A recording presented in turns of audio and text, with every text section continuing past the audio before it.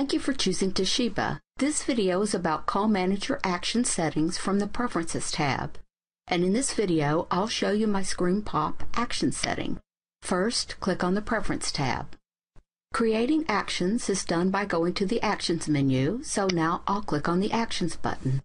A new pop-up window appears. The left column shows a listing of currently defined actions from which you can add, copy, edit, test, or delete. When an action is selected, its contents are shown and can be edited. For example, let's say that I want to create an action to look up the phone number calling from my MS Outlook and present a screen pop of that contact. After I set the action to screen pop Outlook, I also set the action to selectively pop a contact on an exact match.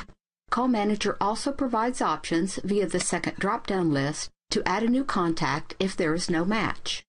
As you can see, I have several options. However, in this case, I'll set it to add a new contact.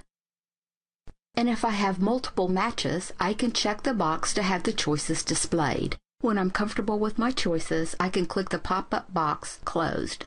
I save my changes and my new action is in place.